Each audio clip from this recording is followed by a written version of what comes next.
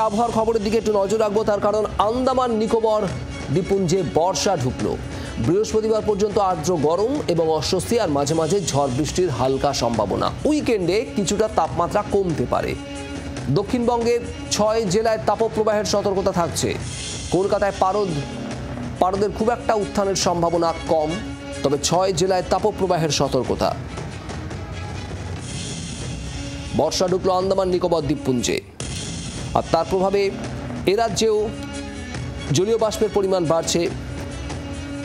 বাতাসে এবং বৃহস্পতিবার পর্যন্ত আর্দ্র গরম এবং অস্বস্তি বজায় থাকবে। মাঝে মধ্যে ঝড় বৃষ্টির হালকা সম্ভাবনা থাকে, সেখান থেকে সাময়িক স্বস্তিও মিলবে এমনটাও পূর্বাভাস রয়েছে। তবে তাপপ্রবাহের সতর্কতা রয়েছে দক্ষিণবঙ্গের 6 জেলাতে। অয়ন ঘোষাল আমাদের প্রতিনিধি রয়েছেন আমাদের সঙ্গে সরাসরি। অয়ন, আন্দামান নিকোবর দ্বীপপুঞ্জে বর্ষা ঢুকলো, আর এ রাজ্যে দক্ষিণবঙ্গের ঠিক কি পরিস্থিতি, কি পূর্বাভাস?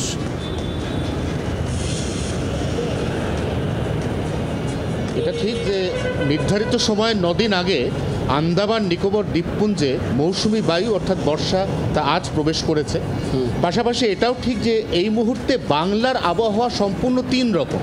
উত্তরবঙ্গের ক্ষেত্রে যথেষ্ট পর্যাপ্ত বৃষ্টির পূর্বাভাস রয়েছে।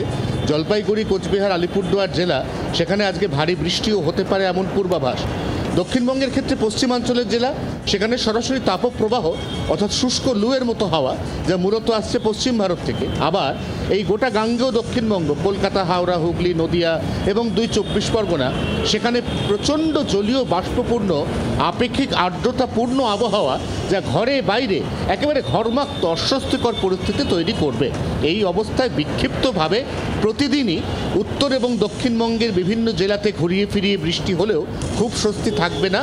বৃহস্পতিবারের পর যখন বৃষ্টিপাতের পরিমাণ অনেকটা বাড়বে তখন স্বস্তি ফিরবে, এবং এই উইকেন্ডে তাপমাত্রা অনেকটাই কমে যাওয়ায় মে মাসের এই যে তীব্র গরমে চোখ রাঙানি, তার থেকে অন্তত কিছুদিনের জন্য বঙ্গবাসী মুক্তি পেতে চলেছেন এমনই পূর্বাভাস আলিপুর আবহাওয়া দপ্তর।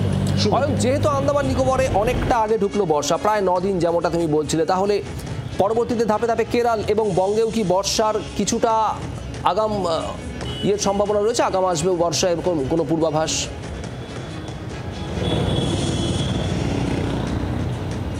তোমার মনে থাকবে 2020 সালে ঠিক একইভাবে নির্ধারিত সময়ের 11 দিন আগে ভারতের মূল ভূখণ্ড কেরলে বর্ষা ঢুকেছিল, কিন্তু কেরল থেকে সেই বর্ষা দক্ষিণবঙ্গ পর্যন্ত আসতে লেগে গিয়েছিল পরবর্তী 11 দিন।